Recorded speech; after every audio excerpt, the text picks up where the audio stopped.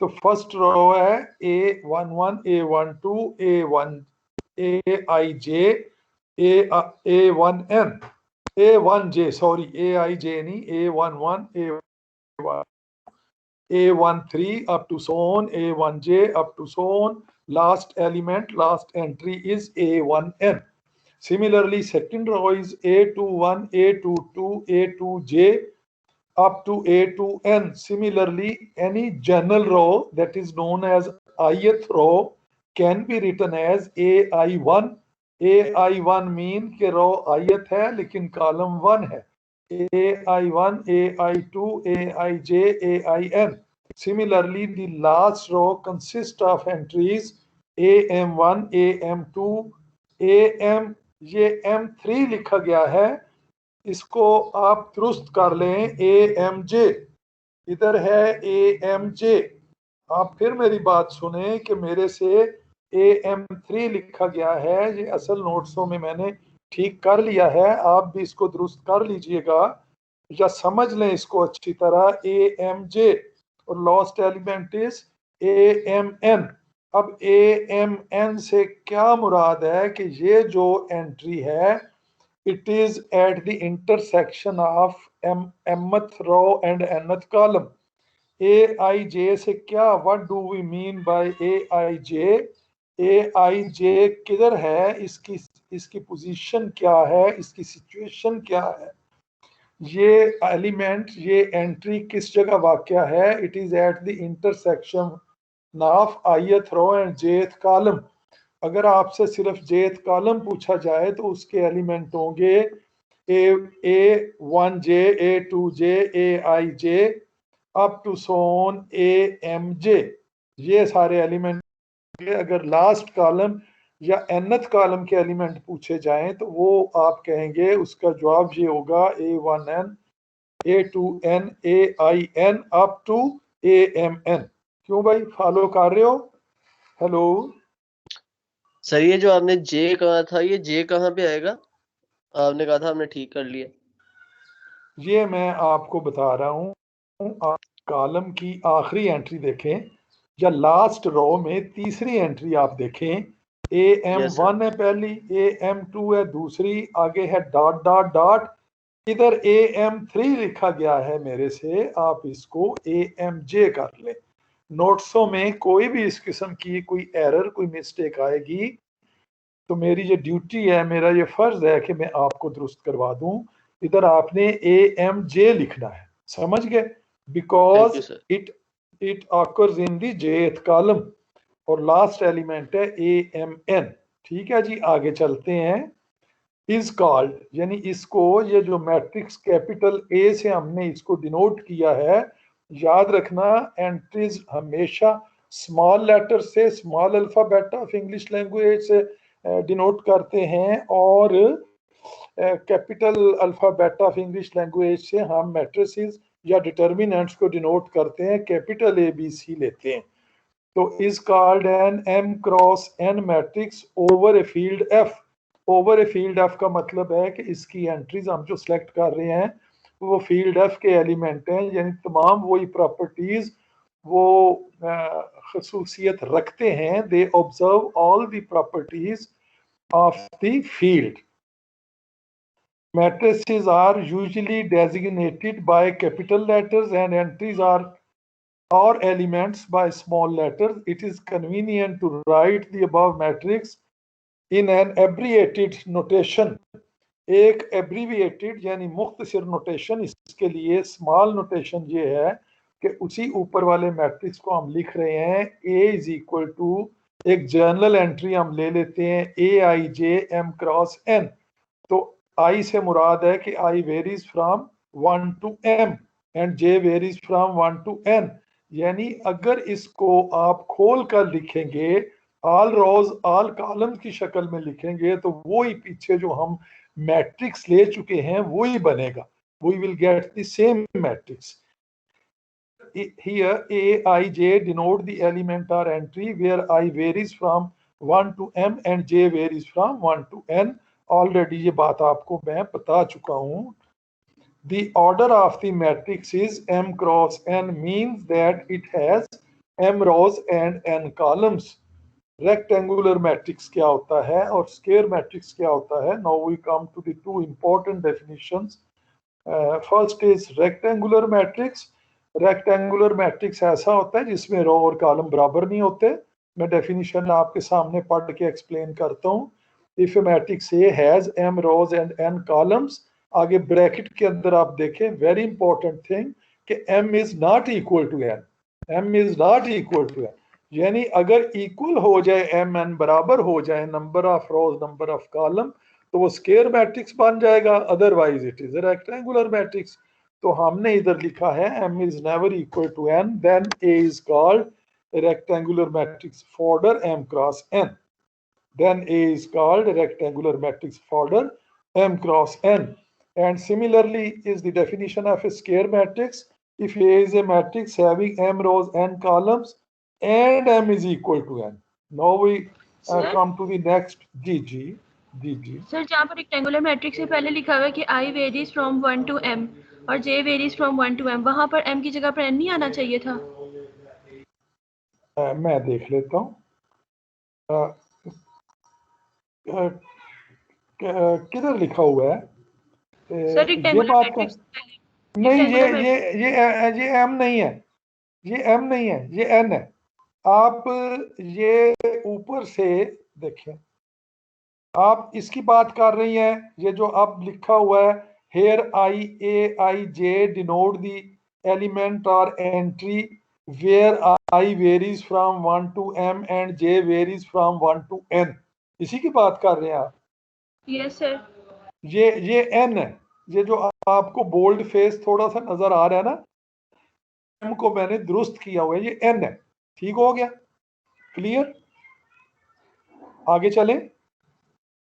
क्यों भाई? Hello? Yes sir. बोलो. Yes sir. चले, ठीक हो, ठीक हो. रिकॉर्डिंग लगा नो भाई, आप किसी बच्चे से या CR से रिक्वेस्ट कर लो. वैसे लेक्चर को रिकॉर्ड करना ज़रूरी नहीं है. अगर आप तवज्जो मेरी तरफ रखो और नोट्सों को घर जाके ज़रूर पढ़ो. मेरे लेक्चर को अगर एक दफ़ा देखें, मैं आपको बताऊं, ये थोड़ा सा मैं लेक्चर से हट के अपने एक्सपीरियंस की बात आपको बताना चाह रहा हूँ कि जो आप हायर लेवल पे जाएंगे उसका समझने का, सीखने का, अच्छे मार्क्स लेने का सबसे बेस्ट वे ये होता है कि टीचर ने जो टॉपिक आपको पढ़ाना है वो आप बुक से देख के जाएं, या अगर टीचर ने नोट्स शेयर किए हैं जैसे कि मैंने आपके साथ किए हुए हैं, नोट्सों से देख के जाएं, या टीचर से पूछ लें कि सर आपने नेक्स्ट लेक्चर में क्या पढ़ाना है, और वो टॉपिक नोट कर लें. और जिस अच्छी बुक से, रिकमेंडेड बुक से आपको वो टॉपिक मिले, आप थोड़ा सा उसको देख के जाएं. जब देख के आएंगे क्लास में, और क्लास में जब टीचर एक्सप्लेन करेगा तो फिर आपको ज़्यादा समझ आएगी आम बच्चों की निस्बत, और आप ज़्यादा तवज्जो से लेक्चर सुनोगे. और फिर उधर टीचर अगर क्वेश्चन वेलकम करेगा तो आप उसको टू दी पॉइंट क्वेश्चन भी कर सकोगे, क्योंकि पहले से आपने लेक्चर देखा होगा. फिर आप एक दफ़ा घर जाके टीचर का लेक्चर रिवाइज कर लो, और उस रिवीजन में अगर फिर कोई प्रॉब्लम किसी लफ्ज़ में, किसी बात में, किसी पॉइंट पे आप फंस जाते हो, आप स्टक कर जाते हो, तो on the very next day आप टीचर के नोटिस में लाओ कि सर ये क्या था. इस तरह क्या होगा? इस तरह ये होगा कि एक ही लेक्चर, एक ही चीज़ 3 दफ़ा आपकी निगाहों से, 3 दफ़ा आपके माइंड में, 3 दफ़ा आपके ज़हन में गुजर गए. आपने 3 दफ़ा आपकी आंखों ने इसको कैच किया और 3 दफ़ा समझने की कोशिश की. तो अब एक बच्चा जो सिर्फ क्लास में तवज्जो देता है, ना घर जाके लेक्चर पढ़ता है, ना घर से पढ़ के आता है, तो उसके निस्बत आपका कॉन्सेप्ट बहुत बेहतर हो जाएगा, और चंद दिनों में आपकी इतनी प्रैक्टिस हो जाएगी कि चीज़ें खुद ब खुद कनेक्ट होके आपको क्लियर होना शुरू हो जाएगा. और टीचर की हेल्प ज़रूर लें. जो समझ नहीं आती, मैं तमाम बच्चों को हमेशा उनकी डिफ़िकल्टीज़ को पूरी लाइफ मेरे, अब तो मेरा ख्याल 40 ईयर से भी ज़्यादा मेरा एक्सपीरियंस है पढ़ाने का, और लीनियर जबरा भी मैं कई बार पढ़ा चुका हूँ. ये और बात है कि BScs की रेगुलर क्लासेस मुझे फर्स्ट टाइम मिली हैं लेकिन मैं एक अरसे से गर्मियों की छुट्टियों के दौरान रिपीटर्स को करवा रहा हूँ, और वो रिपीटर बच्चे बहुत अच्छा काम करते हैं और बहुत अच्छे नंबरों से इसमें पास हो जाते हैं, क्योंकि ये सब्जेक्ट ज़्यादा मुश्किल नहीं है। ऑपरेशन रिसर्च और डिफरेंशियल इक्वेशन की निस्बत ये इजी है। अगर आप थोड़ी सी प्रैक्टिस करो, थोड़ा सा मेरे बताए पे चलोगे, थोड़ा सा नोट्सों को देखोगे, तो आपके लिए हर बच्चा, मैं समझता हूँ कि उसको नकल की भी जरूरत नहीं पड़ेगी, दूसरों से पूछने की जरूरत नहीं पड़ेगी। लेकिन इसमें कोई पाबंदी नहीं, आप बच्चे आपस में मेरे लेक्चर को जब चाहो डिस्कस करो। आपस में जो डिस्कशन है उससे आपका कॉन्सेप्ट बहुत ज्यादा क्लियर होता है और हर बच्चा उससे सीखता है। हम तो टीचरों के कमरे में चले जाते थे जब मैं गवर्नमेंट कॉलेज में पढ़ता था।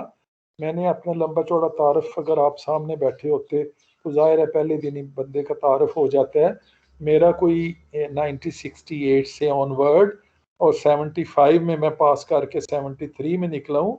75 में मैं लेक्चरशिप में आ गया और मोर देन 35 ईयर मैंने गवर्नमेंट की जॉब की है after the selection from public commission as a lecturer in mathematics. और फिर 11 में मैं रिटायर हुआ हूँ और 2015 में आपके डिपार्टमेंट के साथ अटैच हूँ।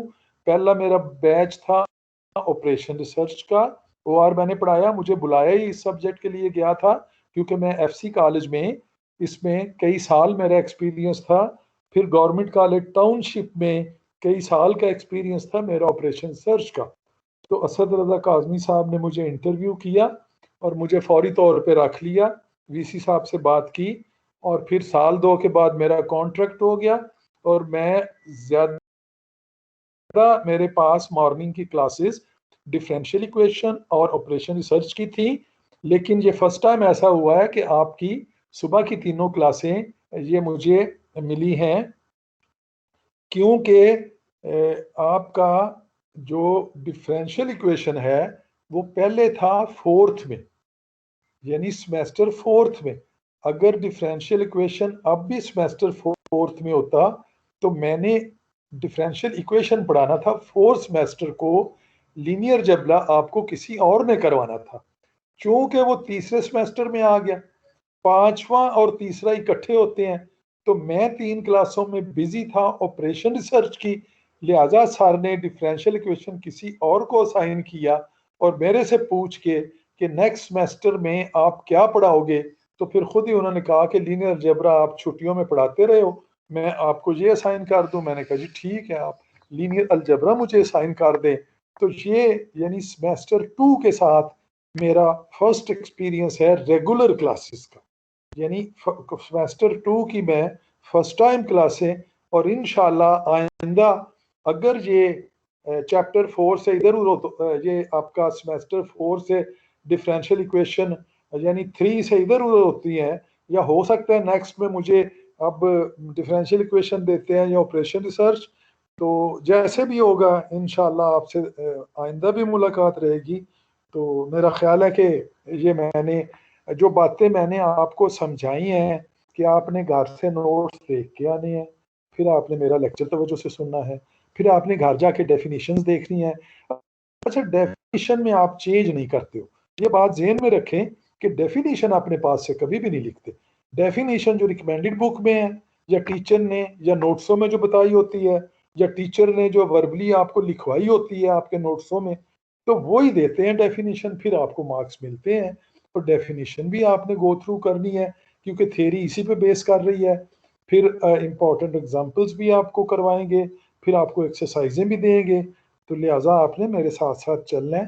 तो आई होप कि आपको इंशाल्लाह मेरे से सीखने में ऑनलाइन भी मैं मेक श्योर करता हूँ आपको कि कोई you want face any difficulty. ठीक है जी, शुरू करें। तो स्केयर मैट्रिक्स कौन सा होता है? If capital A is a square matrix is a matrix having m rows and n columns and m is equal to n।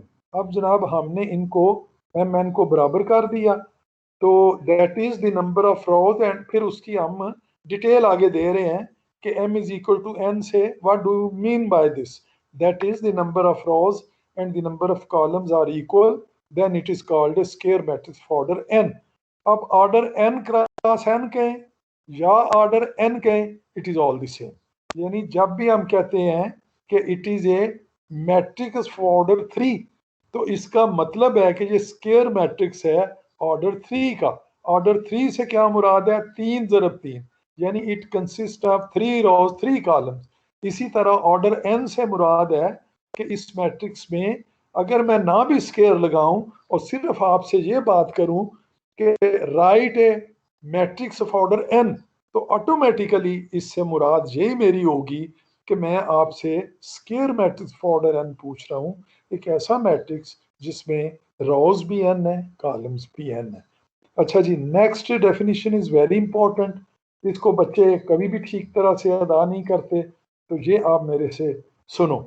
Row vector, column vector, यानी दो डेफिनेशंस हैं, दो बातें आपसे कर रहा हूं कि रो वेक्टर क्या होता है और कॉलम वेक्टर क्या होता है। इसको रो मैट्रिक्स भी कहते हैं, इसको कॉलम मैट्रिक्स भी कहते हैं, लेकिन रो वेक्टर कॉलम वेक्टर कहना ज्यादा बेहतर है, ज्यादा सही है। If A is equal to A I J M cross n consist of a single row, यानी अगर इस किस्म का एक मैट्रिक्स है और उसकी सिर्फ एक रो है, तो वो फिर कौन सा सिंगल रो वाला मैट्रिक्स बनेगा? A is equal to A I j 1 cross n। अब 1 क्रॉस n से मुराद है कि उसकी रो तो एक है लेकिन कॉलम n है।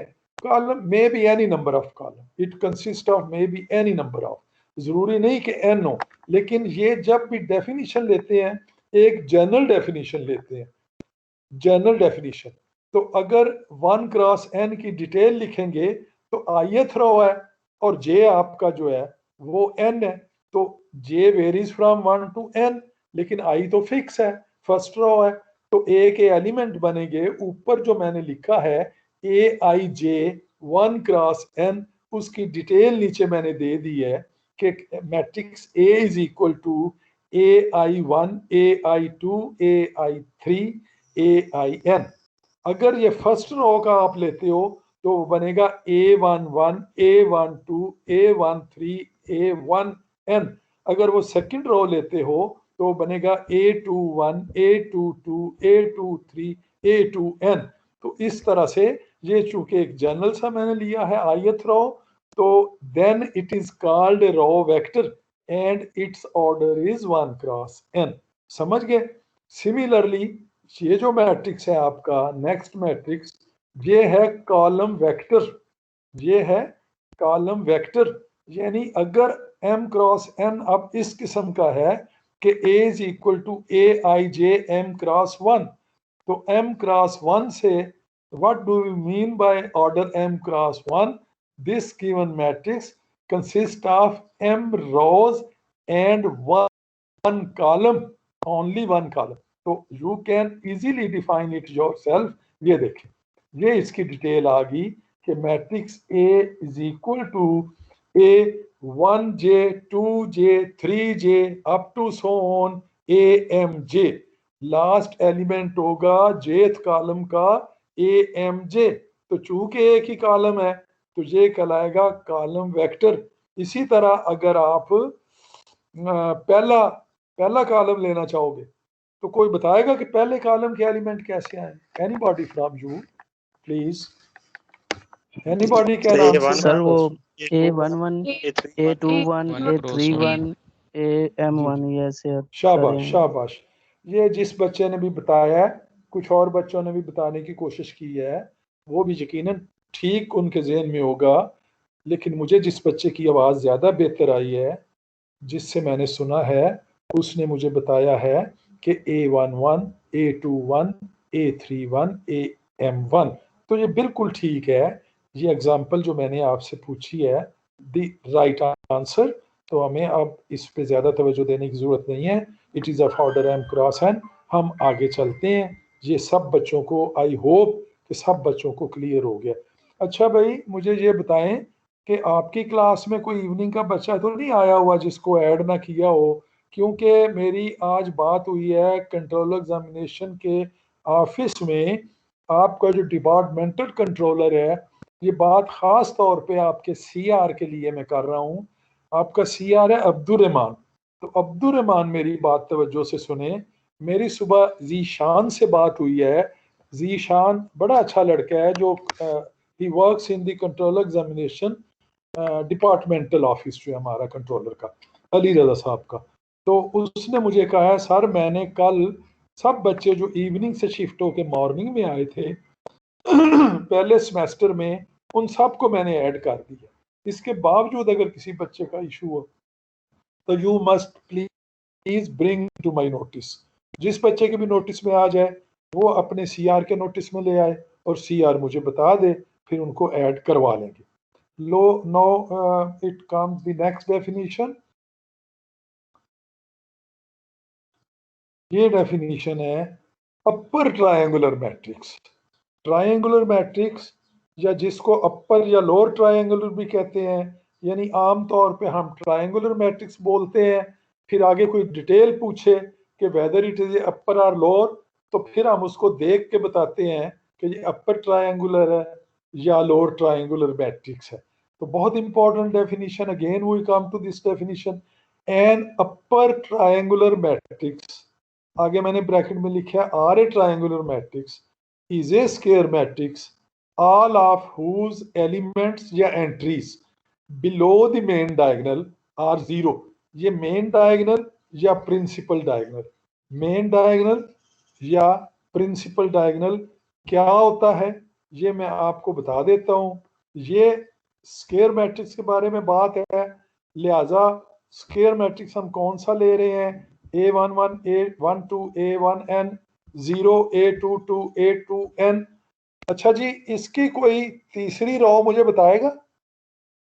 आप में से कोई बच्चा मुझे, मैंने तीसरी रो नहीं लिखी, fourth row sir, fourth row, ना यस सर, थर्ड रो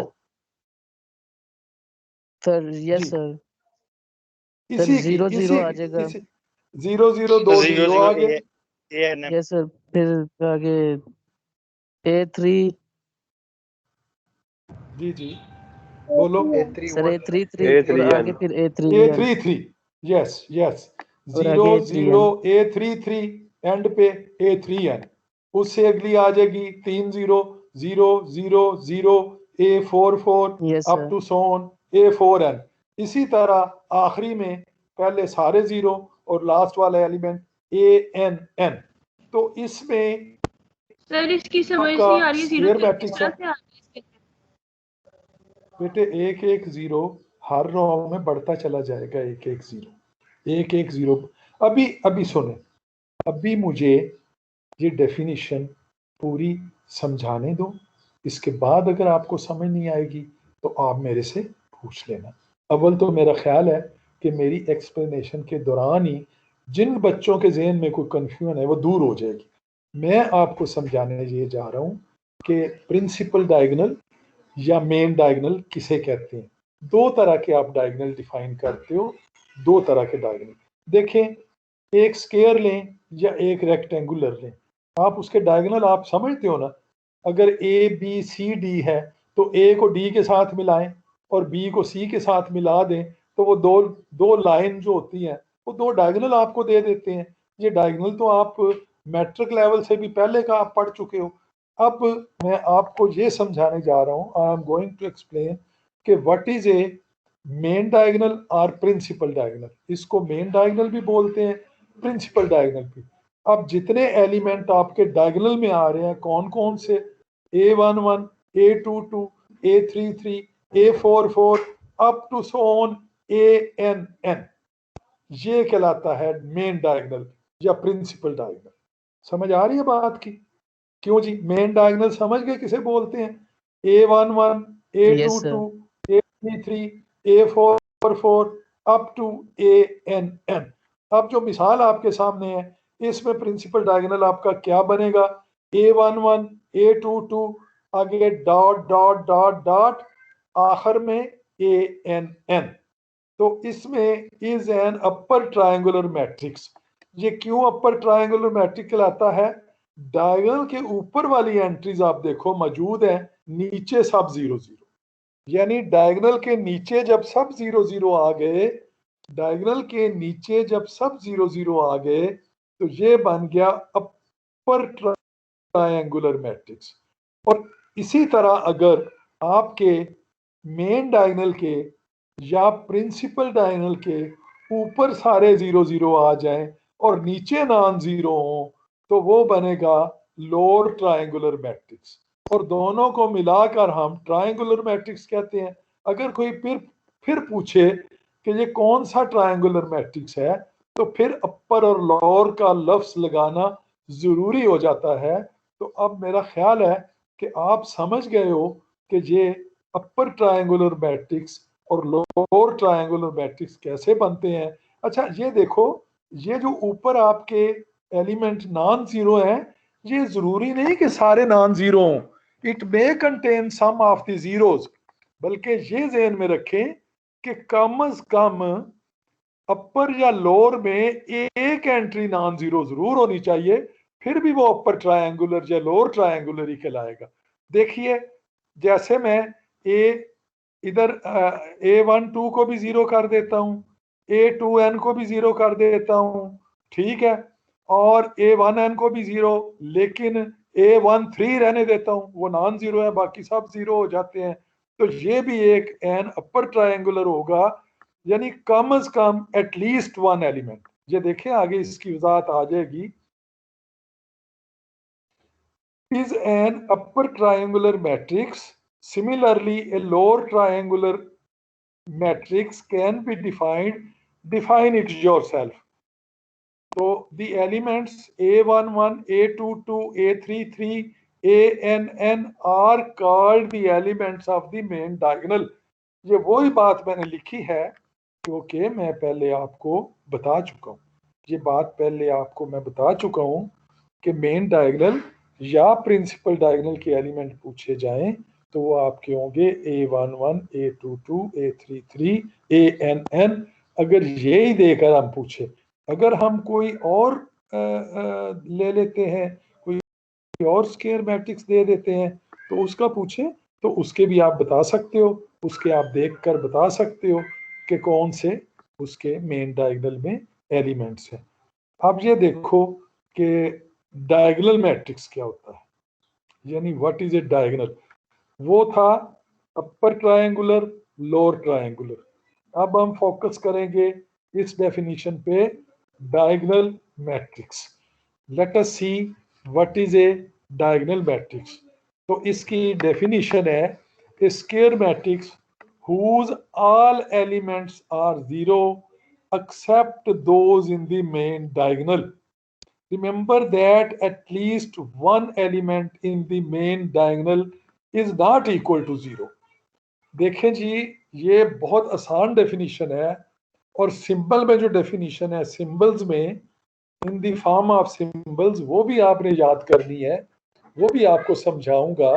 सबसे पहले आप ये डेफिनेशन देखें कि एक ऐसा square matrix, a square matrix whose all elements are zero except those in the main diagonal, यानी मेन डायगोनल में जो एलिमेंट हैं वो जीरो नहीं होने चाहिए, अपर और लोअर जितने हैं जो सब जीरो हो जाए, यानी उनमें एक भी नॉन जीरो नहीं होना चाहिए।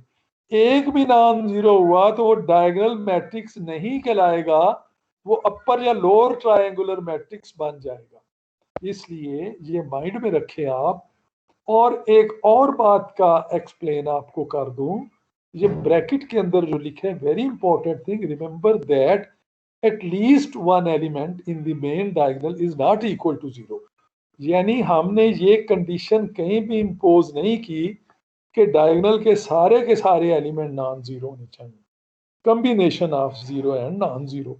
और कम अज कम अगर सारे जीरो हो जाएं तो उनमें से एक नॉन जीरो जरूर होगा, क्योंकि अगर डायगोनल के सारे एलिमेंट जीरो हो जाएं तो वो तो नल मैट्रिक्स की डेफिनेशन बन जाएगी, वो जीरो मैट्रिक्स कहलाएगा। जो नल मैट्रिक्स कहलाएगा वो डायगोनल मैट्रिक्स नहीं रहेगा। लिहाजा डायगोनल एलिमेंट्स में कम अज कम एक एलिमेंट नॉन जीरो, ज्यादा चाहे जितने मर्जी हो जाए, चाहे सारे नॉन जीरो हो जाए। तो ये मैंने डेफिनेशन आपको दी है और एज इट इज आपने याद करनी है। आगे देखें कि इसकी सिंबॉलिक डेफिनेशन, ये भी याद करनी होती है। ये देखें symbolic definition, Aij n cross n is called a diagonal matrix if Aij is equal to 0. कब 0 होगा Aij? when I never equal to j, when I never, यानी number of rose, number of column जिधर बराबर नहीं होंगे वो entry 0 हो जाएगी। And eight least one Aij never equal to 0 when I is equal to j, जब I j के बराबर होगा तो कम से कम एक, ज्यादा की शर्त नहीं है, ज्यादा बेशक सारे नॉन जीरो हो जाएं जैसे कि नीचे वाली एग्जांपल में दिया हुआ है, लेकिन कम से कम एक Iaij यानी एक एंट्री डायगोनल में ऐसी होनी चाहिए जो कि नॉन जीरो हो, तो वो कहलाएगा diagonal matrix. So A is equal to, ये देखिए आप कि डायगोनल मैट्रिक्स मैंने इन डिटेल लिखा है कि कौन सा स्क्वायर मैट्रिक्स होता है diagonal matrix. A11 0 0 up to 0, 0 A22 0 0 up to 0, 0 0 A33 up to 0, फिर जगह छोड़ देनी है और लास्ट आपकी रो बनेगी 0 0 0 आखिर तक 0, लेकिन last element non zero ANN, तो it is a diagonal matrix of order n। तो ये ऑर्डर साथ जरूर मेंशन करते हैं, हमेशा याद रखना, ना भी पूछा जाए तो ऑर्डर आपने याद रखना है ताकि आपको पता चले कि ऑर्डर किसे कहते हैं। तो it is a diagonal matrix of order n, a is equal to A00 0B0 00C, तो it is a diagonal matrix of order 3। तो ABC किसके एलिमेंट हैं? फील्ड के। ABC फील्ड के एलिमेंट हैं, ABC all the 3 elements of the field. आगे जनाब आ गया, इसी से हम डिडक्शन करेंगे स्केलर मैट्रिक्स, यानी डायगोनल मैट्रिक्स से ही हम डिडक्ट करेंगे कि स्केलर मैट्रिक्स कौन सा होता है। ये बेटा जी आप FSC में ये सारी चीज़ें जहाँ तक मुझे याद पड़ता है, बड़ा अरसा मैंने कई साल मुसलसल FSC first year second year को पढ़ाया है। मुझे अब 4-5 सालों से नहीं पढ़ा रहा, तो आप ये सारा कुछ पढ़ चुके हो। ये एक किस्म की आपकी पिछले जो पढ़ा है उसकी रिवीजन चल रही है, तो आप रिकॉल करो इन चीज़ों को, और अगर आपको नहीं पता चल रहा तो घर जाके अपनी फर्स्ट ईयर की बुक उठा लो तो उसको दोबारा एक नज़र देख लो, ये चीज़ें उधर भी दी हुई हैं।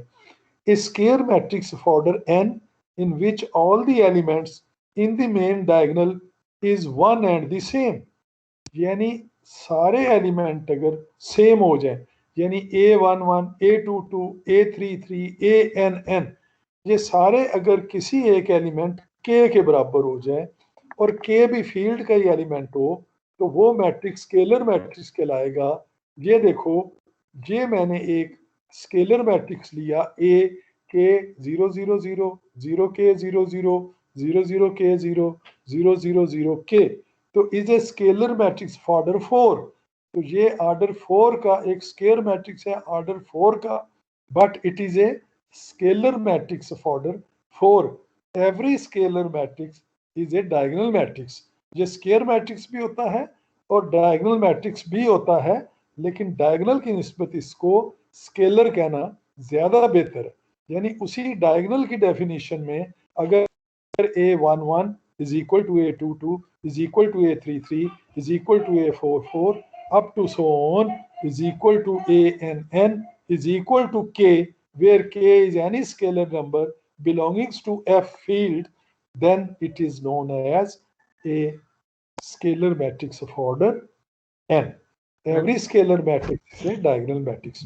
क्यों भाई, समझ आ रही है? सर हम जी सर एक बात करनी थी, क्या हम एवरी स्केलर मैट्रिक्स को डायगोनल मैट्रिक्स तो कह सकते हैं, लेकिन एवरी जो डायगोनल मैट्रिक्स मैट्रिक्स होगा स्केलर नहीं कह सकते? जी मैं एक्सप्लेन करता हूँ आपको, मैं एक्सप्लेन।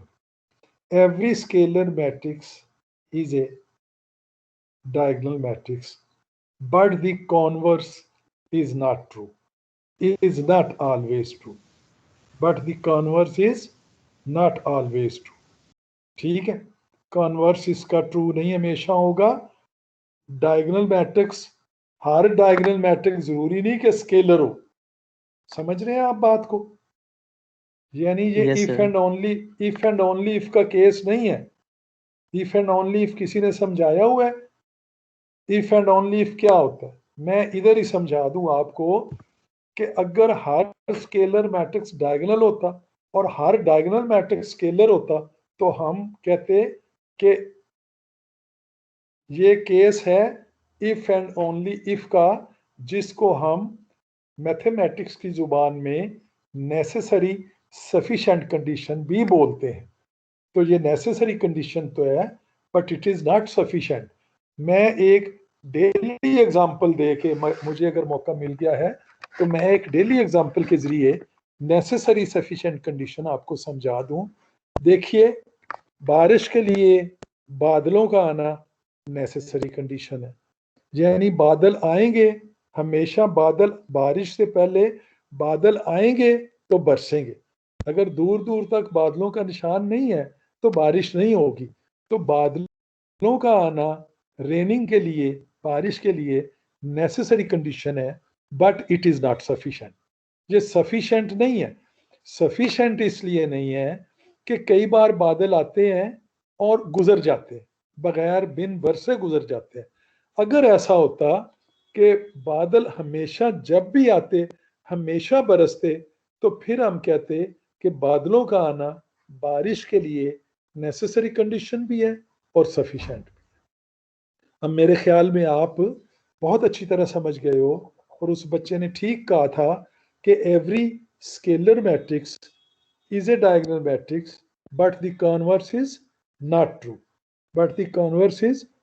true, तो हम बाज दफ़ा इस किस्म की बात आपसे, आपके जो असाइनमेंट लेते हैं या जो क्विज लेते हैं उसमें हम खाली जगह दे देते हैं। कैसे? इस तरह से कि every scalar matrix is a diagonal matrix but आगे हम खाली जगह दे देते हैं। तो आगे आपने लिखना होता है, तो आप आगे लिखोगे but every diagonal matrix is not a scalar matrix. ठीक है, समझ आ रही है बात की? अब हम इसी से आगे डिडक्ट करते हैं आइडेंटिटी मैट्रिक्स। आइडेंटिटी मैट्रिक्स को, जी जी सर, मेरा डायगोनल के हवाले से एक क्वेश्चन है। आपने मेन डायगोनल को एक्सप्लेन किया कि जिसका ऑर्डर A11, A22, A33 हो जी तो वो जी मेन जी डायगोनल है। बिल्कुल जी इसी के उल्ट अगर हम ऑपोजिट डायगोनल लेते हैं तो जी वो जी कौन सा डायगोनल होगा, उसका क्या नेम है? वो तो सिंपली डायगोनल कहलाएगा, ना वो मेन डायगोनल कहलाएगा ना वो प्रिंसिपल डायगोनल कहलाएगा। आप लिखो एक मैट्रिक्स, आप लिखो कोई एक सर बच्चा। हमने ना उर्दू में सुनो पढ़ा था वतरी और गैर वतरी अरकान। बेटा मुझे उसका नहीं पता, मैं जो बात समझा रहा हूँ ना, पहले आपसे बात बाद में करते हैं, वतरी गैर वतरी की बाद में बात कर लेते हैं। आप ठीक कह रहे हो, वो भी मैं आपको समझा दूंगा। Diagonal elements, non diagonal elements, वतरी जो डायगोनल एलिमेंट्स और गैर वतरी नॉन डायगोनल एलिमेंट्स। उस बच्चे का जो क्वेश्चन पहले बच्चे ने जो मेरे से पूछा है कि दो किस्म के डायगोनल, मैं आपको मिसाल देता हूँ। आप कोई चंद बच्चे या कोई एक बच्चा, ज़रा आप कोई कागज़ पेंसिल पकड़ लो ताकि ये क्लियर बात हो जाए, और मैं एक मैट्रिक्स ए लिखवाता हूँ, वो आप लिख लो। ठीक है जी, मैं भी लिख लेता हूँ, आप भी लिख लो, फिर हम इस पे बात करते हैं, फिर आगे चलेंगे। जी ले लिया आपने कोई पेपर? क्यों भाई? Hello yes sir, yes sir. Yes बेटा सर। जी,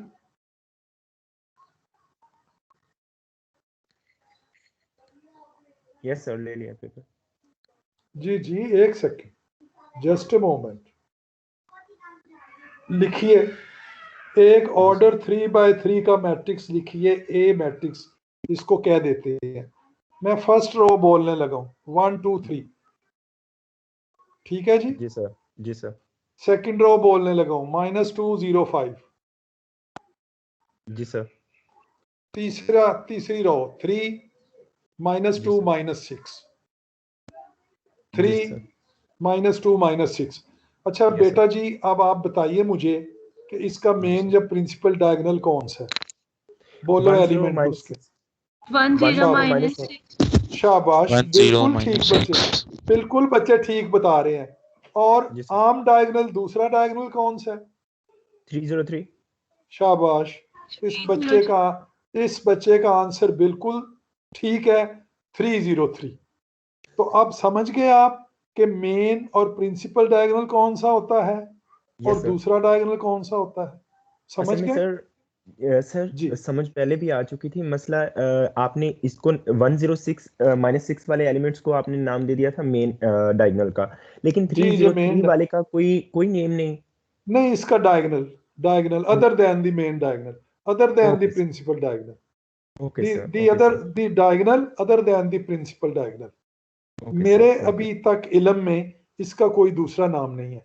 अब एक बच्चा जो वतरी गैर वतरी कह रहा था कि डायगोनल एलिमेंट्स हैं 1 0 -6 और नॉन डायगोनल एलिमेंट्स आ जाएंगे आपके 2 3 5, नीचे आ गया -2 3 -2। ठीक हो गया, समझ गए बात को? भाई जो डायगोनल के अलावा एलिमेंट है वो नॉन डायगोनल एलिमेंट्स कहलाएंगे, जो डायगोनल में है वो डायगोनल एलिमेंट्स। मैं तो उस बच्चे की बात से यही समझाऊं जिसने उर्दू का वतरी और गैर वतरी कहा था। ठीक हो गया भाई, आगे चले। सर यहाँ पर 1 0 -6 है, ये डायगोनल मैट्रिक्स भी और प्रिंसिपल मैट्रिक्स भी है। क्या 1 0 -6? जी मेन डायगोनल और प्रिंसिपल, देखिए मेन डायगोनल या principal diagonal one and the same thing. ठीक है, प्रिंसिपल डायगोनल भी वही होता है, मेन डायगोनल भी वही होता है। आप इसको चाहे प्रिंसिपल, यानी इससे मुराद वही एलिमेंट हैं, आप इसको प्रिंसिपल डायगोनल कहें, इसको मेन डायगोनल कहें, या जो पेपर में दिया उसके मुताबिक आप उसको लिखेंगे या कहेंगे। आगे नेक्स्ट है आपकी definition, identity matrix. Identity matrix ये होता है, ये भी स्केयर मैट्रिक्स होता है और इसको यूनिट मैट्रिक्स भी बोलते हैं। इसकी डेफिनेशन है, we have already define a scalar matrix for order n if in the above scalar matrix k बराबर 1 के हो जाए, यानी अगर k बराबर 1 के हो जाए then it becomes an identity matrix for order n। अब देखो identity matrix of order n कैसे डिनोट किया जाएगा? सारे डायगोनल एलिमेंट्स अब 1 1 1 यानी यूनिटी पे कंसिस्ट करेंगे और आई एन से इसको डिनोट करेंगे, कैपिटल आई नीचे छोटा सा एन सफिक्स नोटेशन में। तो I n will be equal to 1 0 0 dot dot dot 0 0 1 0 dot dot 0 0 0 1 dot dot dot 0 और लास्ट रो होगी 0 0 0 अप टू 0 और आखिरी 1, आखिरी एलिमेंट 1। तो ये सामने लिखा हुआ भी आपको नजर आ रहा है, इसको आप identity matrix for order n बोलते हो और इसी को हम यूनिट मैट्रिक्स भी कहते हैं, इसी को हम यूनिट मैट्रिक्स भी। अच्छा यूनिट मेरे ख्याल में इसको इसलिए बोलते हैं कि इसका अगर डिटर्मिनेंट बनाकर, आपको पता है ना कि डिटर्मिनेंट जो होते हैं वो बनते ही स्केयर मैट्रिसेस के, रेक्टेंगुलर मैट्रिसेस कभी भी डिटर्मिनेंट नहीं बनाता। कीप इन माइंड, ये आपने याद रखनी है ये बात मेरी, कि जो आपका डिटर्मिनेंट है they are always derived from the square matrices, order n के मैट्रिसेस से डिराइव किए जाते हैं आपके। तो चूंकि इसका आई एन का जब भी मैग्नीट्यूड लोगे, इस मैट्रिक्स का मैग्नीट्यूड या इसका डिटर्मिनेंट बनाकर खोलोगे तो वो 1 आएगा, वो 1 आएगा, यूनिटी आएगा। इसलिए इस हवाले से with respect to this explanation it is also called a unit matrix। तो इसके भी दो नाम हो गए, आइडेंटिटी मैट्रिक्स या यूनिट मैट्रिक्स। क्लियर है भाई, आगे चले। ये देखिए, excuse me sir, identity matrix itself scalar matrix भी है जी? स्केलर तो लाजमन होगा, स्केलर तो स्केलर सर, क्योंकि हाँ इसकी जो बिल्कुल स्केलर है, स्केलर भी है डायगोनल भी है। यस सर, स्केलर भी है डायगोनल भी है, कीप इन माइंड क्योंकि ये डायगोनल की डेफिनेशन पे भी पूरा उतर रहा है और स्केलर की डेफिनेशन पे भी पूरा उतर रहा है। भाई के बराबर किसी एक एलिमेंट के सेम एलिमेंट, ठीक है ना, तो ये स्केलर भी होगा और डायगोनल भी होगा। अगर सर लेकिन सर, कॉन्वर और लेकिन सुन लो मेरी बात पहले मुकम्मल होने दो। और जरूरी नहीं कि इनका कॉन्वर्स भी ट्रू हो। ये दिस इज नॉट एसेंशियल कि हर स्केलर मैट्रिक्स आइडेंटिटी, ये जरूरी नहीं, दिस इज नॉट एसेंशियल। लेकिन हर identity matrix scalar as well as diagonal. अब आप अपनी बात करो सर। अगर पेपर में बारी बारी पूछो जी। यस सिस्टर पूछ ले जी बेटा, आप पूछ लो बेटी। आप यूनिट मैट्रिक्स बता दें एक दफा। हाँ, मैंने यूनिट मैट्रिक्स आपको बताया है कि इसी आइडेंटिटी मैट्रिक्स का दूसरा नाम यूनिट मैट्रिक्स है।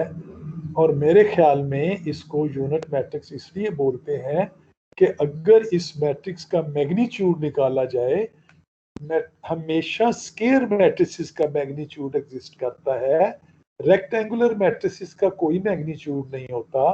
तो ये आपने याद रखना है कि स्केयर मैट्रिसेस से डिटर्मिनेंट हम डिराइव करते हैं और डिटर्मिनेंट का जब खोलते हैं तो वो मैग्नीट्यूड कहलाता है उस मैट्रिक्स का जिससे वो डिटर्मिनेंट बना होता है। तो चूंकि इसका जब आप लोगे, आप इसका मैग्नीट्यूड लोगे या डिटर्मिनेंट बना के ओपन करोगे तो 1 आएगा। तो इस हवाले से इसको यूनिट मैट्रिक्स भी बोलते हैं। अब I3 और I4 दो एग्जांपल मैंने लिए हैं, are the identity matrix of order 3 and 4। अब कोई और बच्चा कुछ पूछना चाहे ताकि फिर आगे चले। Yes sir. अगर पेपर में आइडेंटिटी मैट्रिक्स 3/3 जैसे है, I3 एग्जांपल है, ये अगर पेपर में आ जाए और दोनों ऑप्शन हो स्केलर और आइडेंटिटी मैट्रिक्स, तो हम प्रेफरेंस आइडेंटिटी मैट्रिक्स को करेंगे या स्केलर्स को करेंगे? नहीं, आप लिखोगे it is basically N identity matrix but it is also scalar and diagonal matrix. MCQs की फॉर्म में सर? इसको एमसीक्यू की फॉर्म में तो आइडेंटिटी मैट्रिक्स लिखोगे ना आप इसको। Okay sir. यानी सुन लो, चलो सुन लो मेरी बात। हम आपको ऑप्शन दे देते हैं, ये मैट्रिक्स देने के बाद नीचे मल्टीपल चॉइस में मैं लिख देता हूँ scalar, diagonal, identity, none of these. ठीक है, scalar, diagonal, identity, none of these. तो क्या आप किसको टिक करोगे, किसको एनसर्कल करोगे? आइडेंटिटी को। शाबाश, बिल्कुल आपका जवाब ठीक है। अच्छा, अगर मैं यूं लिख देता हूँ, यही I3 देने के बाद मैं नीचे मल्टीपल चॉइस में लिखता हूँ, नंबर 1 पे आइडेंटिटी, नंबर 2 पे स्केलर, नंबर 3 पे डायगोनल, नंबर 4 पे ऑल ऑफ दीज, नंबर 4 पे ऑल ऑफ दीज। तो अब क्या ऑल ऑफ दीज? शाबाश, मेरा ख्याल है ये बात काफी क्लियर हो चुकी है। अब इस पे हमें ज्यादा लम्हे ज़ाया नहीं करने चाहिए, आगे चलना चाहिए। अब आगे आपका आ रहा है algebra of matrices. Algebra of matrices के इक्वल मैट्रिक्स कौन से होते हैं, इनकी एडिशन कैसे लेंगे, इनकी सब्ट्रैक्शन कैसे लेंगे, इनकी स्केलर मल्टीप्लिकेशन कैसे लेंगे, मैट्रिक्स दो मैट्रिसेस को आपस में मल्टीप्लाई कैसे करेंगे, ये सारी डेफिनेशन, ये सारी डिस्कशन आ जाएगी किसमें? अलजेब्रा ऑफ मैट्रिसेस में। अलजेब्रा ऑफ मैट्रिसेस में तो पहली डेफिनेशन है इक्वालिटी ऑफ मैट्रिसेस। अब मैं फिर आपको ये बात रिमाइंड करवाना चाह रहा हूँ कि डेफिनेशन कभी भी आप अपने पास से नहीं देंगे, ना ही आप नेट से लेंगे। अगर नेट पे आपके नोट्सों वाली या रिकमेंडेड बुक्स वाली डेफिनेशन है तो हम ज़रूर उसको ठीक मानेंगे, अगर वो नहीं है तो हम उसको ठीक नहीं मानेंगे। लिहाजा आपने ज़हन में रखना है कि आपकी रिकमेंडेड बुक्स में जो डेफिनेशन दी है वैसे लिखोगे, या जैसे आपके नोट्सों में दी हैं वैसे लिखोगे तो वो ठीक मानी जाएगी। डेफिनेशन है, फर्स्ट डेफिनेशन है अलजेब्रा ऑफ मैट्रिसेस में इक्वालिटी ऑफ मैट्रिसेस के मैट्रिक्स कब इक्वल कहलाते हैं। जी सर डेफिनेशंस को अंडरस्टैंड करके हम अपनी वर्डिंग में भी तो लिख सकते हैं ना, क्या वो गलत होगी? नो, हाँ हाँ, डेफिनेशन अपने लफ्जों में नहीं लिखनी, उसमें अक्सर बच्चे गलत कर देते हैं, लिहाजा अपने लफ्जों में आपने कभी भी डेफिनेशन नहीं लिखनी। इसलिए मैं आपको ये बात बार बार रिमाइंड करवा रहा हूँ कि डेफिनेशन जो स्टैंडर्ड फॉर्म में होती है, बुक में गिवन या मेरे नोट्सों में गिवन, मैंने भी ज़ाहिर है बुक से ही लिखी है, तो वही डेफिनेशन आपने याद करनी है, वही आपकी स्टैंडर्ड डेफिनेशन है, वही आपकी सही समझी जाएगी। आगे चलते हैं। दो मैट्रिसेस हम कंसिडर कर रहे हैं और दोनों का ऑर्डर सेम हम ले रहे हैं, लेकिन उनकी एंट्रीज डिफरेंट हैं। ए बराबर है a I J M cross n, और बी के हवाले से बी बराबर है b i J M cross n are equal, यानी कब ये दो matrices equal, if and only if a I j is equal to. ये इज इक्वल टू बड़ा आपको ज़रा ज़्यादा डार्क नज़र नहीं आ रहा, और जे भी ठीक तरह नज़र नहीं आ रहा, बाज़ दफ़ा लिखने में ऐसा हो जाता है। मैं आपको बोल के बता देता हूँ, if and only if a I j is equal to b i j, a I j is equal to b i j, where a when A and B are equal, then we write capital A is equal to capital B। अब capital A और capital B से मुराद है कि दोनों matrix जो given है वो बराबर है। अब ये देखें, हमने ये नहीं देखना कि जो इधर एंट्री है वो ही उधर, हमने रिस्पेक्टिव एंट्रीज यानी कंपैरिजन करना है रिस्पेक्टिव एंट्री का, कि ए आई जे बराबर बी आई जे का मतलब है कि जो एंट्री आयत रो जेथ कॉलम में है वो ही बी के आयत रो जेथ कॉलम में मौजूद हो, यानी जो पहली एंट्री इधर है, पहली रो पहला कॉलम, वो ही उधर, यानी A11 बराबर B11, A22 is equal to B22, A33 is equal to B33, AIJ is equal to BIJ, AMN is equal to BMN। समझ गए बात को? तो फिर हम कहेंगे ये मैट्रिसेस इक्वल है। तो equal matrices also called same matrices, इनको ऑर्डर भी सेम होता है? तो ये आपका respective entries are the same. देखिए एंड पे मैंने लिख भी दिया है कि रिस्पेक्टिव एंट्रीज। देखिए मैं दो मैट्रिसेस, जरा अच्छी तरह इस बात को ज़हन नशीन कर ले। मैं एक मैट्रिक्स लेता हूं, उसकी पहली रो लेता हूं 1 2 3, दूसरी रो लेता हूं 4 5 6, ए मैट्रिक्स। बी मैट्रिक्स में लेता हूं, उसका पहला कॉलम लेता हूं 1 2 3, दूसरा कॉलम लेता हूं 4 5 6, तो क्या दोनों बराबर होंगे? क्या दोनों बराबर होंगे? No sir. हाँ बिल्कुल, शाबाश, वो बिल्कुल भी बराबर नहीं होंगे, क्योंकि पहली बात तो यह है कि ऑर्डर ही बराबर नहीं है, ऑर्डर ही बराबर नहीं है, और दूसरी बात यह है कि रिस्पेक्टिव एंट्रीज बराबर नहीं है। जब ऑर्डर बराबर ना हो तो रिस्पेक्टिव एंट्रीज के बराबर होने का तो सवाल ही पैदा नहीं होता। तो इस वजह से आपने ये ज़हन में रखना है कि रिस्पेक्टिव एंट्रीज सेम होती हैं, तो फिर ऑर्डर ऑटोमेटिकली सेम हो जाता है। Next definition, zero matrix. ये आपको नजर आ रहा है कि जीरो मैट्रिक की डेफिनेशन लिखी हुई है, अगले पेज पे 3A पेज पे आ जाए। ए matrix whose every element is zero is called zero matrix, और इसका दूसरा नाम है नल मैट्रिक्स। जीरो मैट्रिक्स या नल मैट्रिक्स भी इसको बोलते हैं। If it has m rows and n columns, then we write it as zero या O m cross n, simply O if there is no danger of ambiguity। अगर कोई हमें खदशा नहीं कोई कंफ्यूजन का, तो हम कहेंगे कि ये जीरो मैट्रिक्स है m क्रॉस n ऑर्डर का, यानी इसमें 0 0 पे कंसिस्ट ऑफ m रोज हैं और 0 0 पे कंसिस्ट ऑफ n कॉलम्स है, और इसका जरूरी नहीं स्केयर होना जीरो मैट्रिक्स का। जीरो मैट्रिक्स में भी रेक्टेंगुलर, में भी स्केयर। सिर्फ इसकी डेफिनेशन ये है कि कोई भी ऐसा मैट्रिक्स जिसमें हर एलिमेंट, हर एंट्री जीरो के बराबर हो जाए, तो वो आपका जीरो मैट्रिक्स कहलाएगा। आगे आप you can mention the order.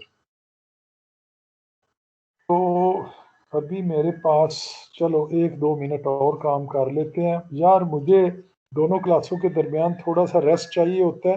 अभी फिर अगली मेरी क्लास है सेक्शन बी के साथ। सर आज इतना काफी है, इतना सारा पढ़ा दिया।